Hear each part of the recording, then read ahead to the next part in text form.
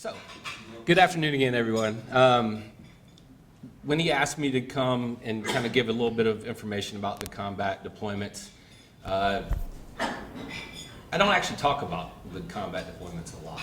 So, it was interesting. Gave me a chance to kind of go back. I looked at a bunch of photos and did a bunch of stuff. And so, I have just short of 4 years in combat, so I'll try to make it short and kind of hit some high points because I know I would like to eat today. Yes, sir. Yes, sir. Can you hear me better now? So first, I figured I'd give you a little bit of background so you can kind of see what I've done over my career. So 24 years, and this is my 24 years and 13 bullets kind of slide. So after I was commissioned as an Armor and Cavalry officer, I went to Fort Knox, Kentucky. I went to the Armor Officer Basic Course, and then I went to Fort Benning, Georgia for Airborne and Ranger School, which was awesome, and I recommend it for anybody that wants to lose some weight. From there, I went to Korea, and I was in 2nd Infantry Division. It was an unaccompanied tour, so I was just there with myself. It was a great assignment. And I was there when 9/11 happened, which was a significant event, especially even there. People, I don't know, knew, but actions around the world were happening. I mean, we locked down basically everything in Korea in a matter of 24 hours. It was interesting. I left Korea, came back to Fort Carson in Colorado. I was a scout platoon leader at the time, and then I joined 3rd Armored Cavalry Regiment, and I deployed for the first time to Iraq. And then I came back, went to Fort Knox, Kentucky again. There was a pattern there that used to be the home of armor within the Army, but now we've mixed the infantry and armor guys together, and they're all down at what used to be Fort Benning. I think it's now, I don't know. They've changed all the names, but it was Fort Benning at the time. And so they kind of mixed all it's like putting dogs and cats together. They put all the infantry and armor people all in the same place. Did the career course, went to Germany, joined initially 1st Armored Division. I was actually on General Dempsey's staff for a little while. For anybody that knows, General Dempsey was the former Chief of Staff of the Army. And then I moved down to a battalion and went on my 2nd deployment. Actually left Germany, thought I was going to go to the Command and General Staff College, but ended up at Camp Shelby, Mississippi. Never had heard of Camp Shelby, Mississippi. I came here as that active part that, you know, basically we come down and we help the reserve units kind of plan training, do all that. That's what I thought. They were like, oh, it's going to be your take a knee job. It was not. We were still in the middle of deployments and all the different things going on. So basically we took a National Guard Brigade combat team every month and ran them through a bunch of training to get them ready to deploy. So my take a knee was not so taking the knee. I left there, went to Fort Bragg, and joined the 82nd Airborne Division for my 3rd deployment, and then basically finally got to go to Command and General Staff College, which I thought I was going to do a couple years earlier. Left there, went back to Fort Carson with, at that time, now I had my lovely wife Kim, who's with us, who had joined, and I quickly left her because we were there. I went to the field for about, I don't know, 6 months, and then we turned around and left. And so we actually got just a little fact. So we got married right before I deployed, but we were going to have the ceremony when I came back. I almost didn't make it. We got extended and held, and I made it 5 days before the wedding. I got back on a Monday. We had the wedding on Saturday, so I didn't get, put in the doghouse too bad. Left there. When I was at Carson that time, last deployment with 4th Infantry Division, left and went to Fort Irwin, California as an OCT, which basically is just a trainer. But I did get to do live fire there, which was awesome because you got a brigade combat team who all have live ammunition, live bombs, live artillery, and you're trying to control all that so nobody accidentally hurts anybody. Very interesting job. Then I went to DC for a short period of time.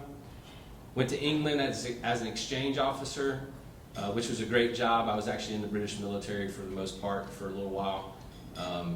We should adopt some of their things, like the officer's mess and all that stuff. We do not do that. And then my last job, which brought me to New Orleans, was a professor of military science at Tulane University. And then I retired just a little over a year ago. And so I'm now currently in the civilian world. I'm the chief of staff for the National Finance Center. It's out in Michigan. I figured at least I'd give you a little background so maybe you're like, he knows what he's talking about. So I figured some people are more familiar with the area in terms of Iraq and the Middle East than others. So I figured I would give you just a little bit of an orientation to the map like a good Army officer should. So you've got Iraq there in the middle. If you look to the south, that's Kuwait. Then you got Saudi Arabia to the southwest. You got Jordan to the west. You got Syria to the northwest. Then you got Turkey up in the north, Iran to the east. And then if you look, the big yellow province to the west side of the country is Al-Anbar province. It's significant because that's pretty much where I spent most of my time deployed. And then you've got, I think I got one little thing there. So you got Fallujah, which a lot of people have heard of, Ramadi, which is not too far from Fallujah, and then Hit. Those are the three cities. They're all right there in what they call the Sunni Triangle, if anybody ever heard that on the news. And that's basically where I spent a lot of my time. And then, of course, the Euphrates River, which kind of runs right through the kind of western side of that triangle and goes all the way into Syria. The river's significant because all those cities are linked to the river, and it's a main thoroughfare for a lot of things, to include enemy combatants as well. One other thing, I know everybody that's ever listened to the news, you've heard Sunni and Shia. I don't know if anybody know what that means? One person? A couple people? Most people don't know what the difference is, they just know they don't get along. So the basic premise of the difference is it's what they believe in terms of who's the successor of Muhammad, right? And so the Sunnis believe that Muhammad did not name his successor, and so they have a different hierarchy in terms of how they work for, their religious hierarchy goes. But they make up about 90% of the Muslim community around the world. The Shia believe that it was, I think it's the son-in-law, his son-in-law and cousin. So he was Muhammad's cousin and his son-in-law, and it was Ali. They believed that he was the successor, and that's really where the big difference lies. They do have some other things, but that's the key. They make up about the other 10%, but it's really specific to Iran and the eastern part of Iraq. That's a big area of where all the Shia live within the Middle East. It makes a difference because those two parties, those two groups of people are really, to be honest, what keeps the area in terms of the Iraq, it's kind of what keeps it unstable. Tribalism is very specific there. It goes all the way down. Shia don't get along, well, except for Baghdad. They did for a while. They lived together. But Shia as a whole and Sunni don't necessarily get along. So, kind of talking about combat deployments. So when I went for the first time, I was a scout platoon leader, like I said, in a cavalry troop in 3rd Armored Cavalry Regiment. And then I moved over to be the executive officer for the headquarters and headquarters troop. I was a first lieutenant at the time. I actually made captain right before we deployed. We actually got notified of the deployment on Valentine's Day. They were like, hey, you're all going. My squadron commander said, don't worry about it. We're going to wait till we get some more details. We didn't even tell anybody. We're going to see what happens. Anybody know what the overall plan was initially for Iraq? Anybody familiar with it?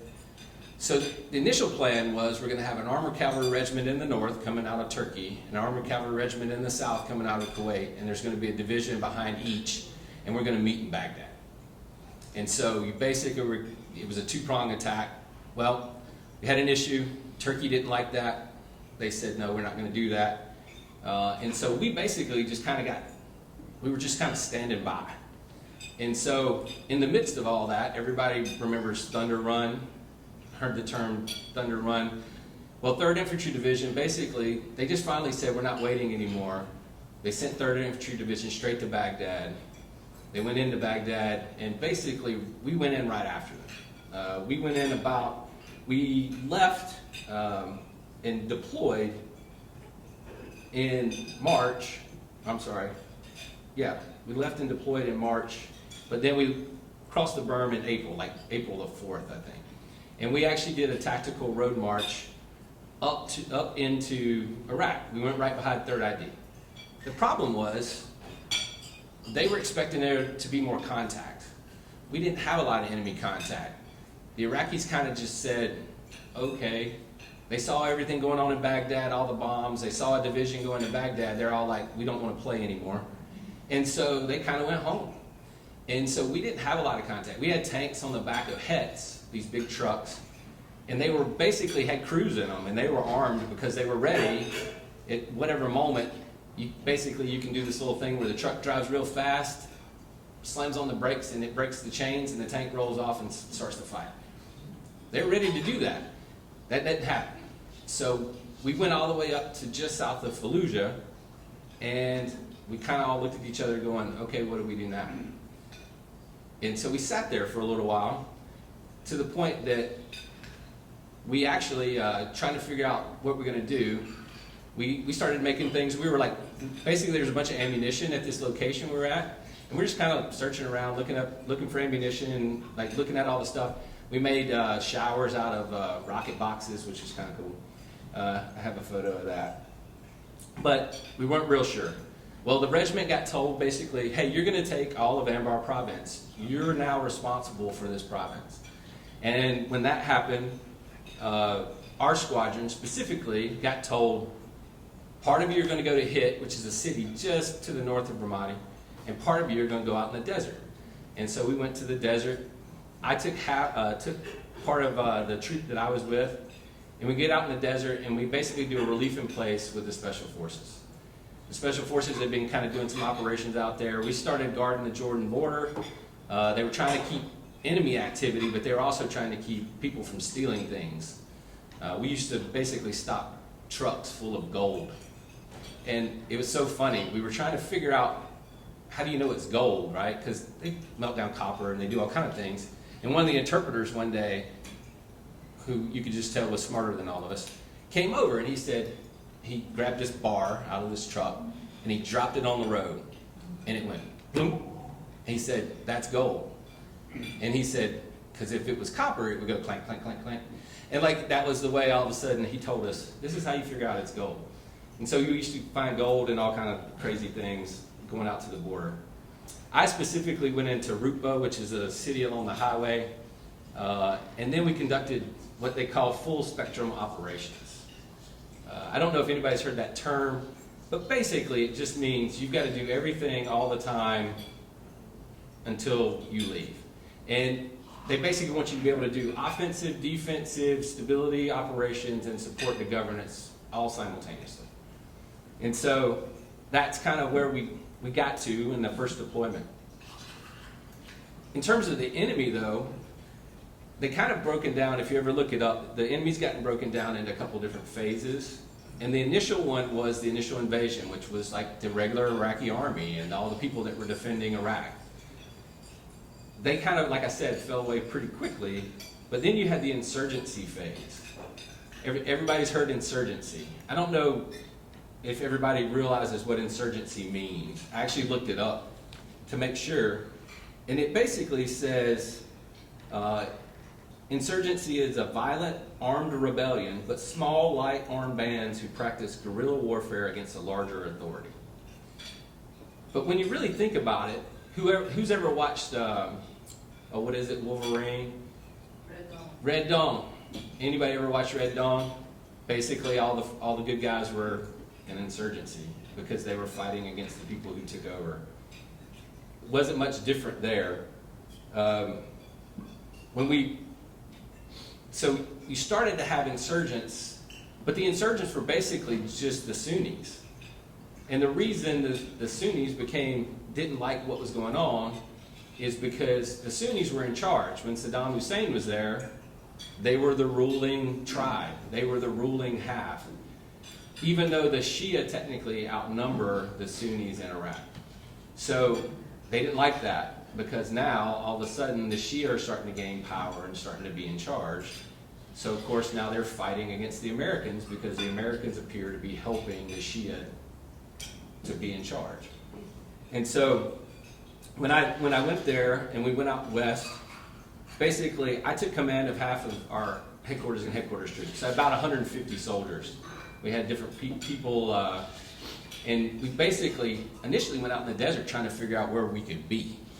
And the special forces guys said, hey, there's a little city, not even a city, it's like a neighborhood. There's a little neighborhood off the highway. And apparently Saddam had it built for the contractors who built the highway out to Jordan. And so you could tell, they're like, you should check it out.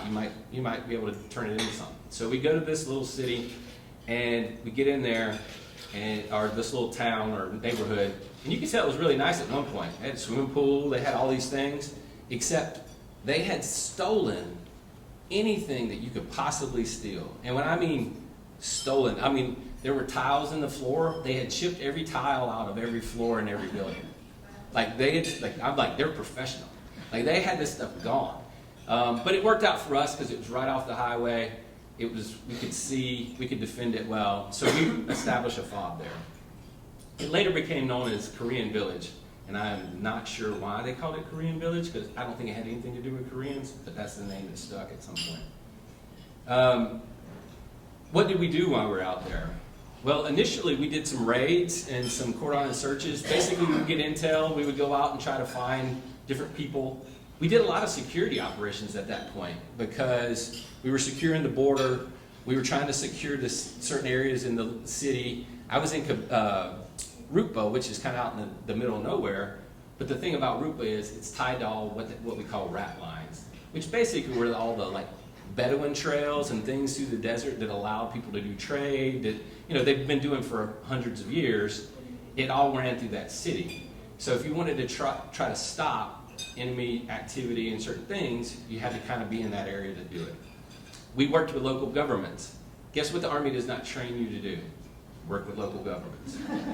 So that's the State Department, right? The State Department's supposed to do that, except the State Department was not available. And so I got to go work with police chiefs, worked with the mayors, different folks. I found the guy when we were out there who actually ended up with the fire truck, and that was very important because we didn't have enough water. And so I actually paid him to come and fill up our non-potable water so we could use it for other things. I have no idea how he got the fire truck. I didn't care. I just needed him to bring some water, and he would bring water. But we kept doing all of those things and trying to build because one of the other problems and one of the reasons you had the insurgency was everything's unstable. Everybody who was running things, right, were all the Sunnis. Well, they're not in charge anymore. And because they're Baathists, they can't be part of the government anymore because we decided that if you were Baathist, you couldn't be a part of the government. Probably a bad decision because they were the only ones that knew how to run government.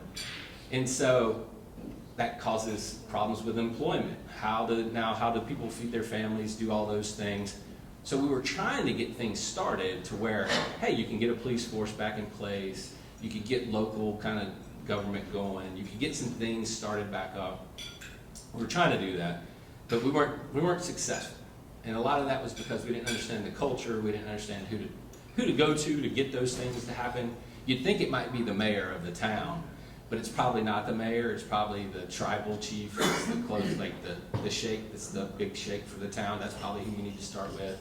We didn't always do those things correctly.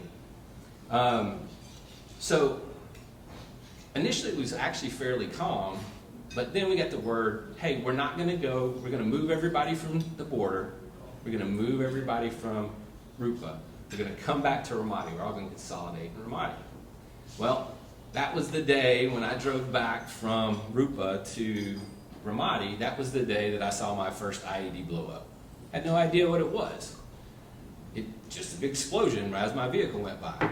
And I was like, I don't know.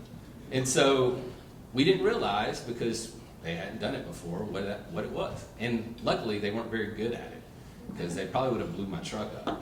And so we're like, that's when the tide of things started to change. So we went to Ramadi. We actually started to shrink our footprint in Iraq because they thought we had basically established ourselves out in the neighborhoods, out in certain places, and they decided they didn't think that was a good idea. So now we're going to kind of come back into Ramadi, which is a larger place. And then eventually we went from Ramadi to Al-Assad. I don't know if everybody's heard of Al-Assad. It's still got American soldiers and other folks there. It's basically a big air base. It's a very big target that you don't have to be very good with mortars to hit. So they like to push in, so we basically all went back there. I would say, based off of my experience later on, that was probably not a good idea. It was kind of like a little bit, you know, when people talk about Vietnam, they say we fought for this ground and then we would give it up and then we had to go fight for the same ground again. It's kind of the same concept. We had kind of fought to get into these areas to kind of help control them and stabilize them, but then they told us all to go, you know, no, we don't want to do that anymore. We're all going to consolidate. Well, later on, we turned around in my next deployment, and we basically fought to get all those places back. And so I basically came back. I was a captain at this point. I had moved to Germany. I was getting, basically we knew we were going to deploy. Pretty much everybody was deploying fairly regularly at that point. And so we actually got the word, we deployed. I was by the way, the BMO thing, I was initially the battalion maintenance officer. They used to basically take all the armor officers who were waiting for a command and stick them in a job. And they would say, here you go, you're going to stay there until your command comes available. So I did that initially. Deployed, we went actually up north, if you see up in the red, up at the top, and we actually did a relief in place with the unit I had just left because they had redeployed again. And so we basically took over from them in the north. Well, we were there for not very long, probably less than 90 days, and we got orders to go to Ramadi. The reason we got orders to go to Ramadi was that there was a National Guard brigade there who had taken significant casualties, and they basically, at that point in time, they wanted to have somebody go and relieve them and allow them to redeploy. And so our brigade got the word to go. Again, you see that word full spectrum operations. We got basically told, like I said, you're going to do everything all the time, all at once. So we deployed from Freiburg, Germany, and we were right back, like I said, up north and then down into Ramadi. So when we got there, the enemy, we kind of went from, you can see there they have the insurgency phase, but then they have the sectarian violence kind of phase. And then you see the surge/stabilization. I got to be a part of all of those because that deployment we got extended, so we were there for 15 months versus a year, which everybody was happy about. They were not. But the insurgency was still going on. But what I would say, in my opinion, was to say it was a true insurgency at that point, especially where we were, was probably incorrect. That initial, because you originally had Sunnis that were fighting against Americans because they didn't like what was happening. At this point, you now had foreign fighters that were starting to come into Iraq who were basically telling folks what to do. So you had Al-Qaeda in Iraq that came in. Some of those were Sunnis, but they weren't Iraqis. And so you started having these other pieces going on. The sectarian violence, of course, was the Shia and the Sunni. Like I said, they didn't really get along. So you had a bunch of things that came about as part of that. And then the surge/stabilization. Probably a lot of you heard about the surge. We always talked in our brigade that the surge was kind of like a little late for us. We were already in Ramadi doing things when they finally decided to send extra forces into Baghdad. At the time that we went down to Ramadi, Ramadi was considered and said it was the scariest place on earth. And so everybody knew when we got there, everybody knew the area around it. It was going to be pretty violent. I took command finally, I basically planned, I got moved from battalion maintenance officer. I planned our move from the north down to the south to Ramadi, and I immediately got told to go on R&R. And I'm like, we've only been here 90 days. What do you mean I got to go on R&R? And they're like, no, you're going to take command, so you got to leave. And so I basically flew out for 2 weeks, flew back. I actually got, before the brigade ever got to Ramadi, I was already in Ramadi. I planned the attack into Ramadi because, like I said, we're now fighting to go back and gain all those places that we left. And basically, the insurgents / foreign fighters groups in Ramadi, they owned the city. The folks that were there kind of quit patrolling, kind of quit doing things, so we had to go fight to get that ground back. It was a strange attack in terms of Ramadi. So Ramadi, like I said, the river runs right beside it, right? So we're on the west side, but the majority of the river's on the east side. How do you get across the river? Because you don't want them to know you're coming as best you can. Well, how do you do that? Well, they had an elevated railroad bridge, probably about 20 feet up off the ground. And so we had this crazy idea that we'll just drop a 500-pound bomb on it on the other side. We'll lead with an engineer vehicle that can then build a ramp down, and then we'll just roll our tanks and Bradleys into the city. And to be honest, it worked. It's kind of crazy. So we did that. They fought in and they established a foothold. And as soon as they got there, I took command and I went just to the north of the city into hit. When we went there, I had about, I think at the max, I had 180 guys. I had a couple Bradley scout platoons for Bradley fighting vehicles. I had a couple tank platoons. I had a mortar platoon. I had 2 Marine sniper teams. And we had air support. We had constant helicopter and rotary wing air support. The kind of stuff that we did kind of changed a little bit, even though the Army kind of told us to keep doing the same thing. We're still interacting with the government, and we're still trying to set up things, but it was a lot more kinetic. This was, out of my 4 deployments, this was the most fighting that we did. So we did constant raids. We basically went after targets all the time. We did cordon searches of areas, trying to take out all the stuff that they had. We went into a palm grove that was just, I had 400 square kilometers of battle space as a young captain in the Army. I had one city of about 8,000 to 10,000 people that I was responsible for. I had another village of about 1,000 people that was just north of the main city. And then I had all this space in between. And of course they wanted you to make sure the routes don't have IEDs on them. I'm not sure how you control 400 kilometers of routes, but okay. And so we basically were constantly doing missions, trying to do counter IED stuff, which basically meant you got to ride down the road, and hopefully you see the IED before it blows up on you. It's not necessarily the best job, but we did them.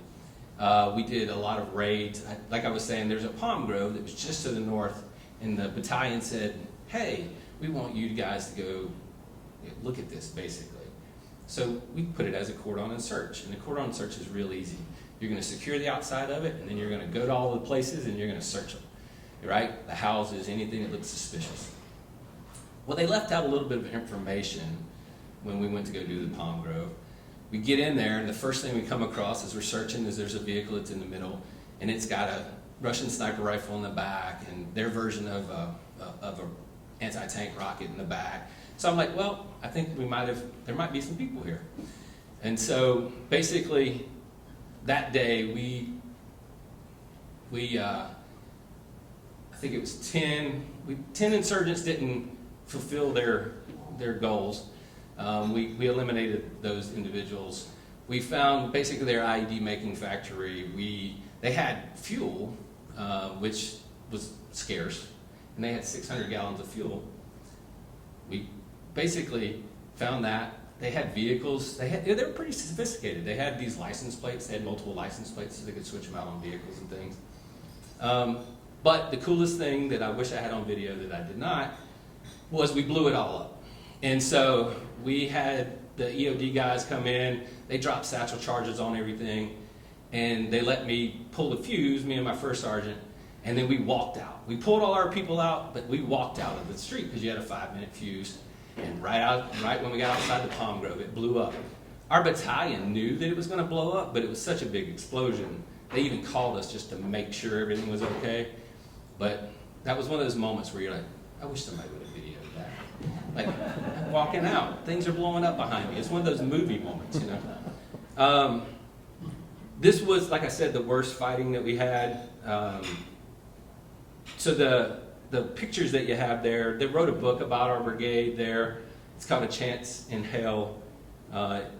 Basically, it says, there's a little quote, if you can't see it, it says, "A Chance in Hell is a compelling tale of combat leadership and how a handful of men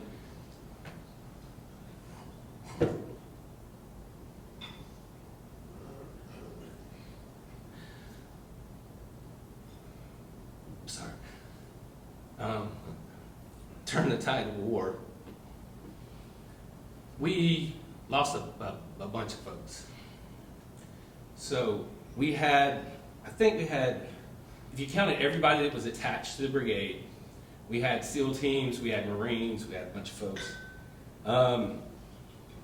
We had 94 soldiers that were lost in the brigade. We had 486 that were wounded. But we did take out just over 5,000 enemy in the time we were there. The whole tide changed. I told you about the foreign fighters. Well, the Sunnis who were mad at us for a long time, well, guess what? They got even more angry at the foreign fighters because they were trying to make them do things that they didn't want to do. They were trying to marry into their families and do a bunch of stuff like that. And so one of the keys to success there was we started working with the tribes to get and do operations.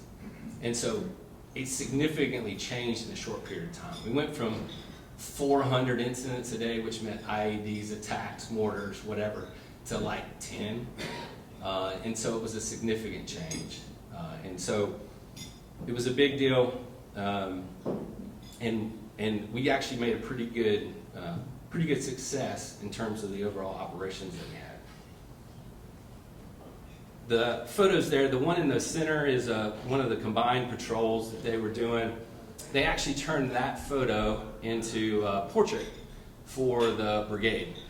So I have the little portrait that they made out of that.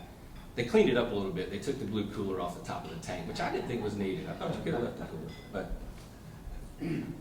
so we left there, and the security seemed to be improving.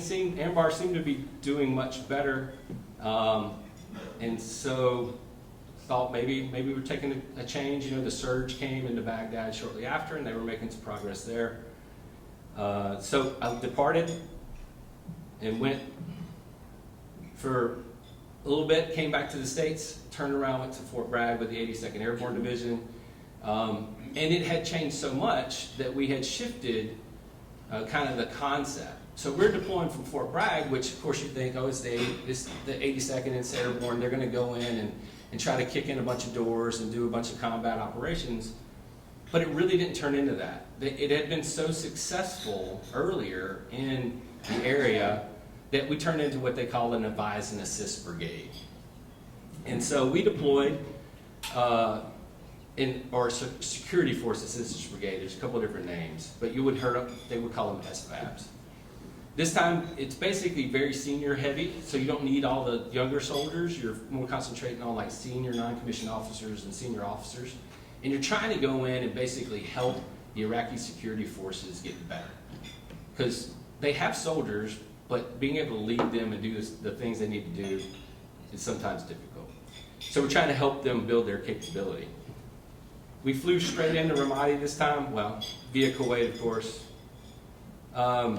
And this was basically during kind of the stabilization part. We're trying to get there and say, okay, you've gotten to a point, things are fairly stable, we're just trying to help you out. So we basically provided support. I was a member of a team that went to what they call the Ambar Operations Center. It was the Iraqi 3-star headquarters. They ran all the operations in the province. The guy in the middle there is General Noman. That's the guy I was advising. He was a very interesting person. I actually liked him. I don't know that his people liked him very much. He was very authoritarian in his, the way he led things. My team's right there to the left in terms of the Air Force and the Army folks that were there.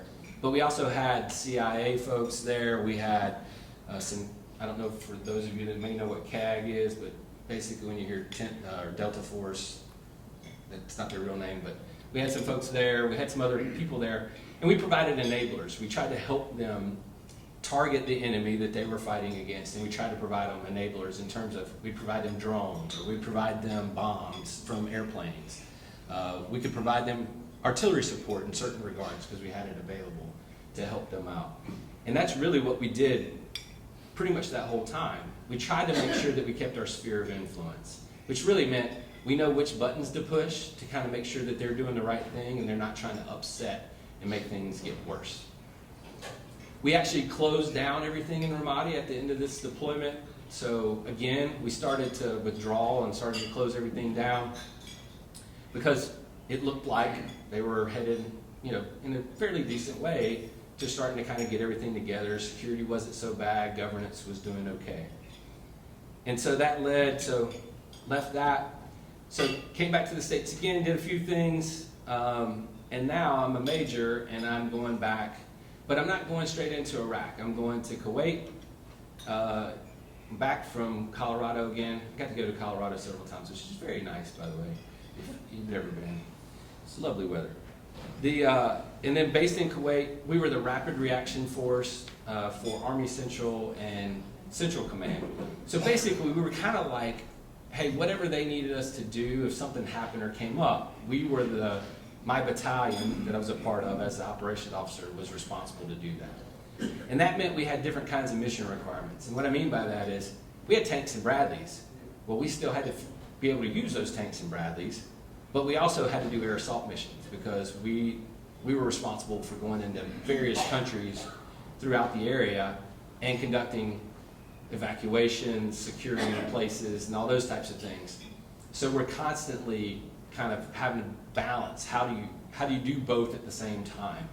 It's not easy to go out and get everybody trained and they got to shoot gunnery in the desert on tanks and then turn around the next day and they got to jump on a helicopter and practice a 3-step drop out of a helicopter so they can do an air assault operation. So it was a very interesting in terms of what all we were capable of doing. I put the enemy there because the enemy had kind of died down in Iraq in terms of they still had some internal fighting, they still had some sectarian violence. But right at the end of this deployment was ISIS. Everybody has heard of ISIS, I think. ISIS started to fight back, and they basically started taking over areas in Iraq.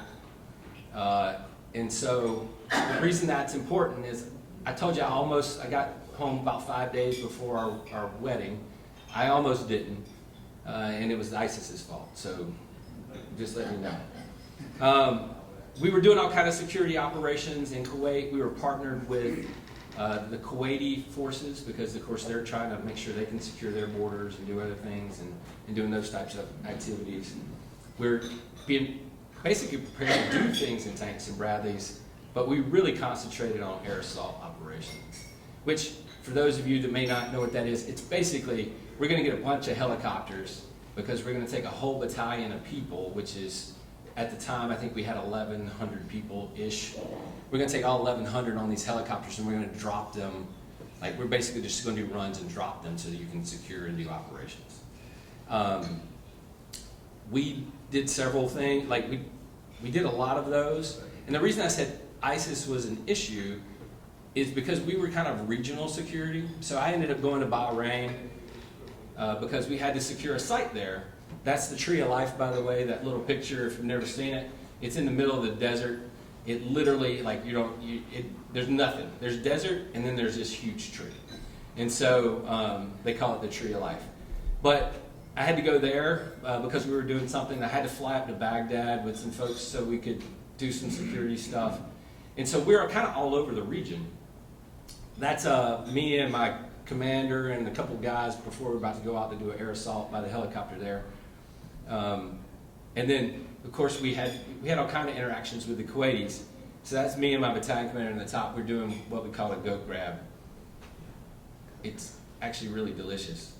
I'm pretty sure it was lamb, but everybody called it goat grab. But it was really good. It was a time to like kind of build a bond between the Kuwaitis and us. The bottom picture is actually us when we did a successful mission, so we all came back and enjoyed a cigar afterwards because it was in the middle of the night.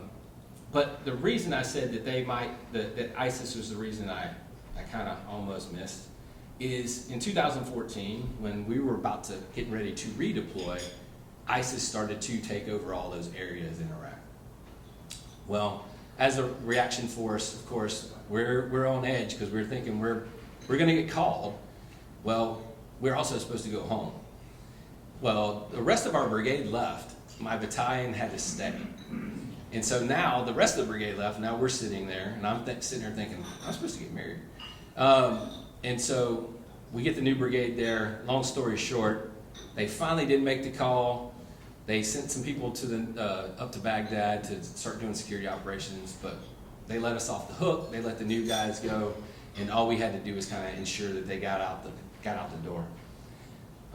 So for us, it was a little bit sad in terms of we had trained to do some of the things, and in the end, we ended up pushing somebody else, but we were also ready to go home. So ISIS, by the way, for those that don't know, kept fighting for 3 years. They finally kind of got overturned in 2017. And so that's still out there, but the sectarian violence is still an issue in Iraq. The Shia and Sunni thing is the basis of it. Iran interferes with Iraq, of course, because now Iran, who's Shia, now has a Shia government in Iraq, so they have a lot of influence. And of course that's specific to us because, we don't really get along with Iran. So we kind of want to make sure that we want to limit their influence, not help it to get stronger.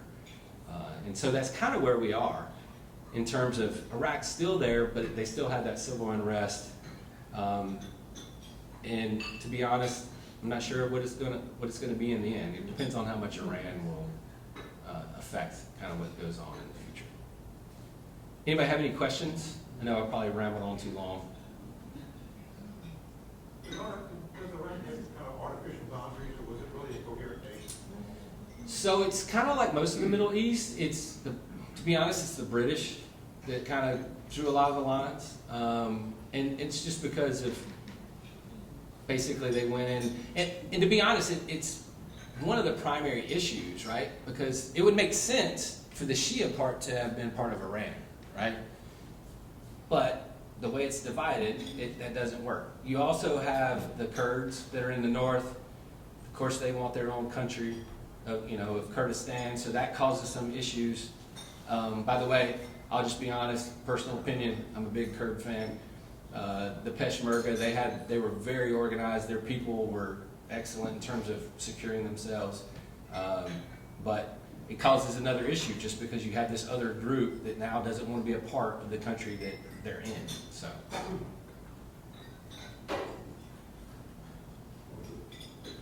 Yeah. What finally took out ISIS? Remember Obama said they could never be stopped. First was on the J.V. team and later they'll never be able to be stopped. And then finally it was taken out. What made it different? Actually, the Iraqi security, we gave a lot of enablers to them to help them in terms of, we gave them air support and some other things. But the Iraqi security forces in the end fought and took back the areas that ISIS controlled. And so, to be honest, they did what a lot of people weren't sure they could do. Because they just didn't seem to have the, for us, if you tell an American unit to go take some piece of ground, they're going to go take that piece of ground, or at least die trying. Iraqis are not like that. Iraqis will go up and try to take that piece of ground, and they'll be like, I'm not sure this is worth it. You know what I mean? So, the mentality that they had, it was a little surprising that they actually fought as hard. I will say the one thing that did help them, though, or the reason that motivated them, it was Sunnis who were taking some Shia areas and some things like that. And the Shia basically sent the Shia units to go up there and fight. They actually did send Peshmerga too, because they were in the north, and the Kurds didn't like ISIS being in the north. So that was it.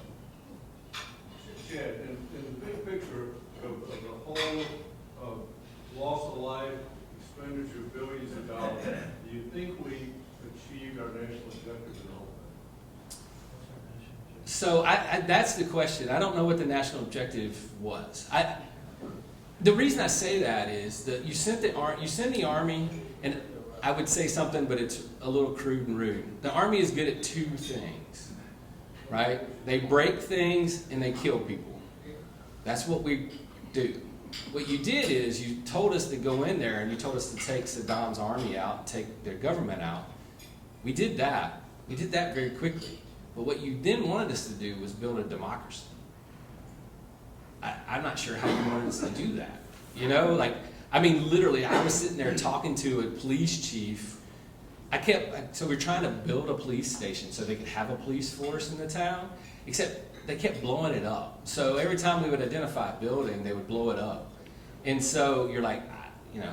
So we eventually had to do what, I don't know if anybody, they had this thing called fob in a box. Basically, we had everything you needed to secure a location on these trucks, and you'd run in as fast as you could, secure it, build everything around it, like all these walls and everything, so that way you could get in it before some ISIS or Al Qaeda or whoever, whatever group, decided they wanted to blow it up. And so, I don't know. I mean, I'll put it this way: there weren't any attacks while we were there. I do think that if you look at Afghanistan and Iraq and everything, at a minimum, what we did prove is if you mess with America, we'll take over your country quickly. And we did it for 2 of them. Now, people will say we're not winning those wars. Yeah, but what is winning those wars? Like, I mean, like you want it to be a functioning little America? That's probably not going to happen. I don't know if anybody's noticed our democracy is not working so great all the time lately. And so the fact that you expect, I'll put it this way, General Noman, the guy that I showed earlier, he was the first Iraqi that came up to me and he said, we're not ready for democracy. He said, we don't know what that is. And so his perspective was just something I'm not sure that we had in mind. You know, Chad, I think our purpose originally was to take out the nuclear capability of 5%. But there wasn't one. So we just pressed on. And I wonder, did the men on the ground really have a sense of purpose for being there? I know daily they have a purpose, but I mean, overall, they see a purpose. Yeah, I mean, I think so. But I mean, it comes back to like, you're all fighting for each other, right? And so we're going to go out every day, and if you give us a target, we're going to go get the target. And that's what we did. Now, there was, I mean, we're interacting with people. You could see that we did the first combined patrols with the Iraqi Special Forces folks in Iraq, my company, and you could see you were at least building their capability. You knew that, hey, the situation's getting better, and you're pushing to help them get it to be better. And I think people knew that. I think there were probably some people, though, every now and then you're like, okay, I'm tired of getting blown up every day. I hit an IED in my second deployment in every type of vehicle I had. And I was lucky not to get injured. Like, not really. I mean, I'm not any goofier than I was before. So, but, you know, eventually, though, you're like, what are we doing? And then what really gets you in the end is when you take the things that you achieved and then you just kind of push them away. At least Iraq's a little bit better in terms of it's not a total chaotic mess. I mean, there is some structure to it. There is, at least it's functioning a little bit. The Shia and Sunni thing's still, of course, an issue. But yes. Yeah, speaking about the weapons of mass destruction, what I understand is that they were, as we were advancing, the threat was getting more serious. They began to ship everything out to near Syria, maybe even into Syria. You know that story? And also, they found it was on the front page of the news twice about the Yellow Cake uranium town and the large stockpile. I actually had 2 friends who walked.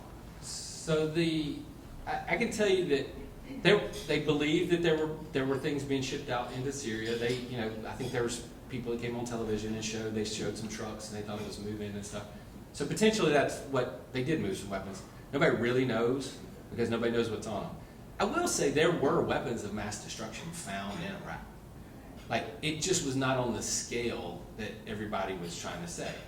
That we found, nerve gas places. We found certain things that were considered weapons of mass destruction. It just wasn't in the amount or the way it was advertised. Everybody knew that Saddam had weapons of mass destruction. He had gassed the Kurds previously. So it just wasn't that big, like, oh, here it is, here's their, emerging nuclear program or, whatever it was that was there, that was never really found. All right, thank you very much.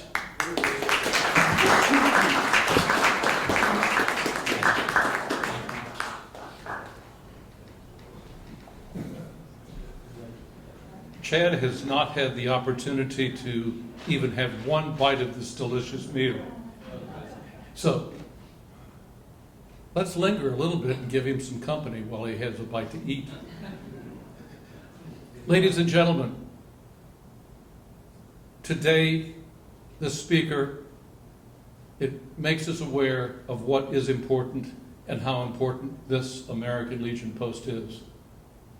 We all had something to benefit from this